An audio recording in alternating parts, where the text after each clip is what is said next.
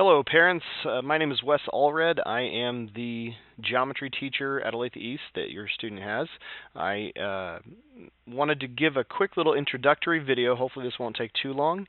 The video serves as a couple purposes. For one, the video is going to introduce me as their teacher to you a little bit better. Now, be aware there's nothing you should be seeing on your screen except this paper. You just see my hand there. Hi. I tried doing the video with a live feed of my face as I was talking to you, and it just wasn't working out right. So it's better to just use the document camera. But we'll get to the paper in just a minute. So like I said, the video serves a couple purposes. One, the video is going to give you some information about what a flipped classroom is, but then it also serves kind of as a model of what it's like to be in a flipped classroom.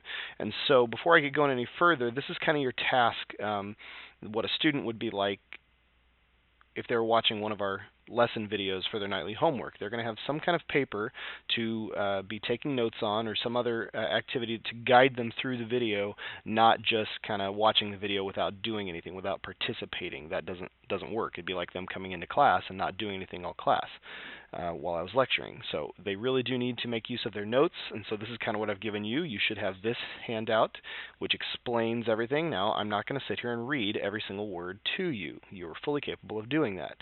But I am going to highlight a few things. So this serves as a model of what it's like to watch a video. They need to be active participants.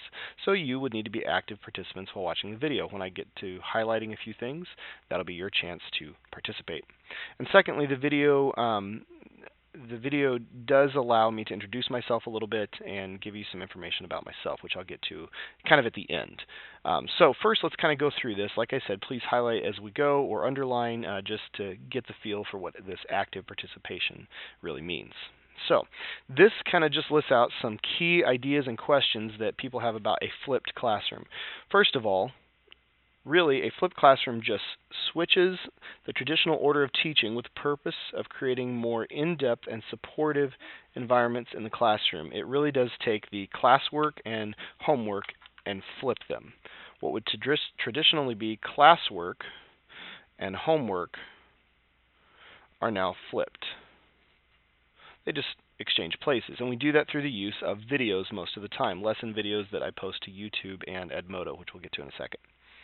So homework now looks like watching the video lecture that I create, and this is where I teach the lesson and give examples in the same way they would normally receive as their in-class work. Okay. Now, this also allows them the ability to pause, go back and replay things, or even maybe skip forward if they fully understand something without the extra explanation that I give. And so it really puts the control of the lecture into the student's hands. Each video is going to cover one lesson. Sometimes I combine some lessons, but mostly it's one lesson, and it's going to be about 10 to 15 minutes long. I really do try and keep it under 10 if I can, but no longer than 15. All right. Now, again, they'll be pausing, taking notes as they go, and so it might take a few extra minutes to get through that, but the videos themselves are really no longer than 15 minutes. And I do post these on our Edmodo page and YouTube, and so students will have access to get to that. Now, you might be asking yourself, well, what if they can't get to the video? We don't have internet access at home, or just every so often the random accident will happen where for that night you may not have internet access. That's okay. I will make accommodations as they come up. So if you have any concerns about that, just let me know, and I will work with you to make sure that your student has the same opportunity as everybody else in the class. All right, so access to the videos is not an option, and as I tell students, it's also not an excuse. You will be able to access the videos as long as you communicate with me. So when watching the video, I've kind of explained this already, students are going to have a form of taking notes of the important concepts and examples, and so they'll have a packet or a note page, single note page that they will need to use when watching the video. And so after they do take notes and watch the video and follow along, writing things down as they go, after that, and when they return to class, we will summarize the lesson in one of several different manners as a class opener. And I want to go back to one key idea, and I'll mention it twice in this paragraph. A student will most likely still have several questions about each lesson even after watching the video. I do not expect the video to take complete place of me teaching in the classroom. That's not what this is supposed to do. They will have questions. They will have things they're not sure of, even after watching the video once, maybe even twice. A student should not be watching the video more than twice. They should not try and keep watching the video over and over and over unless they're going back to review. They don't need to be spending that much time on the videos. It's not the entire lesson. It's just that introductory piece where I give them kind of, as I like to call them, the meat and potatoes of the lesson. Okay? And so there will also still be some nights where they have regular homework in the traditional sense. We're going to do review worksheets before each chapter test. So they might not do a video sometimes for their homework. They might actually go back to the traditional working on an assignment. All right? Quickly, now class time, classwork is going to look different also. This is when they come into class. We're going to begin by reviewing the lesson using some summary questions in a variety of different summarizing techniques. But we will use the beginning of class time to really go over and make sure they've understood some of those key ideas. And this is our chance for our discussion to kind of answer some of those questions and difficulties they were having and move on into being able to practice those skills and do those things in form of either a worksheet or a book assignment after the summary. All right? And this time I'm constantly walking around from group to group or person to person, helping explain things and clarify any confusing parts. Okay, now it looks like I'm highlighting a lot. Hopefully you're able to keep up. Don't worry too much about that. I'm not grading this. Just this is for your information. All right, so as we go to the back, there's just a couple other key ideas. As a parent, these are some options for you that, again, I say this is what it requires of you as a parent, but these are just really options that you can take advantage of if you want to. Don't feel like you have to do every single one of these every night. That's ridiculous. You don't have to do that. But this is kind of what some expectations or opportunities are for you to work with your student a little bit, and I'll let you read through those. And then a couple key things I want to point out about what a flipped classroom requires of your student. All right? In reality, a flipped classroom does not change the fact the student is expected to go home and do homework or study. That is still the expectation. No matter what format I choose for my classroom, that's the expectation for students. The one thing that is different is the type of homework. Instead of doing work where they might get confused and stop doing it completely, students are going to be able to do that work in class under my guidance.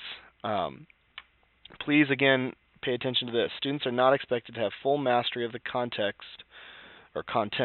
before they arrive in class. That's not expected. It's unrealistic for me to expect that. We will use that class time to better help them understand that content. Okay, but here's kind of a list of the student expectations. You can read through those, and these are some things that I kind of try and make sure students do. But the nightly stuff is kind of up to you guys. They should not be trying to watch these after 10 p.m. It's probably too late at that point. They need their sleep. So when you have activities, sporting events, activities at school, family activities that end up taking up time, please do not expect them to go ahead and watch that video. They can make that up at another time. I understand things happen sometimes. It's when this becomes a habit that I get concerned. Okay, and then what if your student watches the videos every night but still does not understand the content? I will make use of that individual time in class to help them out. If they aren't asking questions, though, if they're not expressing to me the difficulties they're having, it's very hard for me to try and get those problems fixed in a timely manner. So it's really important that they make notes on their actual notes page of any questions or misunderstandings they're having, and then we talk about them in class. Okay, and again, I don't need to highlight everything on here. You guys have plenty of time at your leisure to read through this. But if you have any questions, please contact me here at my email address. That is the best way to get a hold of me.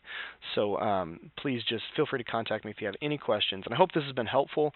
You can kind of see I've already taken almost 10 minutes, and that's time when at back to school night I wouldn't have had maybe all of that time in a 15-minute window to answer all questions and everything. So hopefully you've been able to watch this and get a better idea of what's going on with the flipped classroom. And during the open house night, when you get to see me face to face, we can we can go over any questions you might have and make better use of our time there, which is why I do the flipped classroom, to make better use of the class time and to hopefully provide more of a resource for students and parents. So if you have any questions, please just let me know. Thank you, and make sure you bring this page back with you. Again, there's that part of the instruction. You got to bring the work back with you the next day when you show up to open house. I look forward to seeing all of you. Thank you.